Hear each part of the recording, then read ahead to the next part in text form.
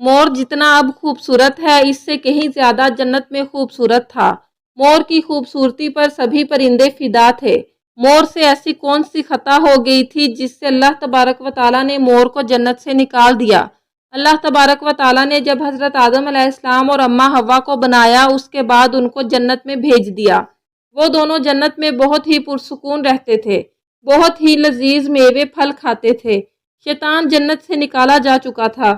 شیطان کی حضرت آدم علیہ السلام سے دشمنی ہو گئی تھی۔ شیطان یہ چاہتا تھا کہ وہ کسی بھی طرح حضرت آدم علیہ السلام کو جنت سے نکلوا دے اور ساتھ میں اماں حوا کو بھی جنت سے نکلوا دے۔ شیطان کو یہ خبر ہوئی کہ حضرت آدم علیہ السلام کو تمام میوے کھانے کی اجازت ہے لیکن گندم کھانے کی اجازت نہیں ہے۔ شیطان انتقام کی آگ دل میں لیے جنت کے دروازے کے پاس بیٹھ گیا اور 300 سال تک وہاں پر بیٹھا رہا کہ کوئی جنت کے دروازے سے باہر آئے اور شیطان اس سے بات کر سکے۔ ایک دن اچانک سے مور جنت سے باہر آ گیا۔ شیطان اس کو دیکھتے ہی بہت خوش ہو گیا۔ اس کو کہنے لگا، اے خوشنما پرندے، اے خوبصورت پرندے، تم کون ہو؟ مور بولا، میں مور ہوں، اب تم اپنا تعارف کرواؤ۔ شیطان نے جواب دیا کہ میں عالم کروبیہ کا ایک فرشتہ ہوں، میں اللہ پاک کی عبادت سے ایک پل کے لیے بھی غافل نہیں ہوں، میں یہ چاہتا ہوں کہ میں جنت میں جاؤں، وہاں کی نعمتوں کا اپنی آنکھوں سے مشاہدہ کروں۔ شیطان مور کو کہنے لگا کہ تم مجھے جنت کے اندر لے جاؤ، میں تمہیں 3 ایسی باتیں بتاؤں گا جس سے تمہیں ابدی زندگی حاصل ہو جائے گی، تم پر بڑھاپا اور بیماری کبھی نہیں آئے گی، تم ہمیشہ جنت میں ہی رہو گے۔ اس لالچ میں آ کر مور نے کہا کہ مجھ میں تو اتنی طاقت نہیں ہے کہ میں تمہیں جنت کے اندر لے جاؤں، لیکن ایک سانپ میرا دوست ہے، وہ شاید تمہاری مدد کر سکے۔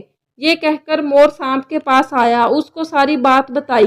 سانپ بھی شیطان کی باتوں سے بہت خوش ہو گیا اور شیطان کو اپنے منہ میں چھپا کر جنت میں داخل ہو گیا اور شیطان اپنی چال میں کامیاب ہو گیا۔ جنت کے تمام نگہبانوں کو یہ معلوم تھا کہ شیطان یہ چال چل رہا ہے اور جنت میں داخل ہو چکا ہے۔ فرشتے شیطان کو جنت سے نکالنے لگے، تبھی اللہ تبارک و تعالیٰ کا حکم ہوا کہ اس کو ابھی فی الحال جنت میں ہی رہنے دیا جائے۔ وہ فرشتے اللہ تبارک و تعالیٰ کے حکم سے رک گئے۔ شاید یہ حضرت آدم علیہ السلام کا امتحان تھا۔ شیطان حضرت آدم علیہ السلام کے پاس اور اماں حوا کے پاس جا کر اپنی محبت کا اظہار کرنے لگا۔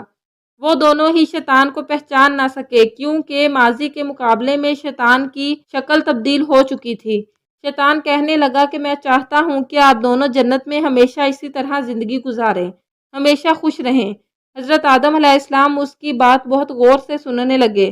شیطان نے کہا، اگر آپ میری بات مان جائیں تو آپ کو جنت کی اور بھی تمام سہولیات ملیں گی۔ حضرت آدم علیہ السلام شیطان کے بہکاوے میں آ کر کہنے لگے کہ یہ کس طرح ممکن ہے۔ شیطان کہنے لگا، ایک گندم کا دانہ اگر آپ دونوں چکھ لیں تو آپ کو ابدی حیات حاصل ہو جائے گی اور آپ جنت میں ہی رہیں گے۔ اور یہ بات سن کر حضرت آدم علیہ السلام کے دل میں رجحان پیدا ہوا، لیکن ان کے دل میں اللہ تبارک و تعالیٰ کی نافرمانی کا خوف غالب آ گیا، جبکہ اماں حوا شیطان کی باتوں میں آ گئی۔ ان دونوں نے اس گندم کے دانے کو چکھ لیا۔ یہ کہانی تو بہت طویل ہے لیکن مختصر سی بات یہ ہے کہ اللہ تبارک و تعالیٰ نے فرشتوں کو یہ حکم دیا کہ حضرت آدم علیہ السلام کو سری لنکا کے نزدیک نیچے زمین پر بھیج دیا جائے اور اماں حوا کو جدہ کی سرزمین پر جا اتارا۔ شیطان کو جنت سے حضرت آدم علیہ السلام کو سجدہ نہ کرنے کی وجہ سے نکالا گیا تھا۔ جن خوبصورت پاؤں سے مور چل کر شیطان کو اندر لے کر آیا تھا وہی خوبصورت پاؤں اللہ پاک نے مور سے لے لیے۔ مور اور سانپ کو بھی جنت سے نکال دیا گیا۔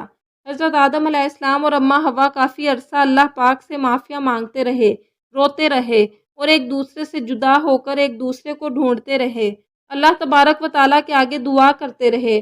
بہت سی مدتیں گزر چکی تھیں، اس کے بعد اللہ تعالیٰ نے ان کی دعا قبول کر لی اور ان کو آپس میں ملا دیا تھا۔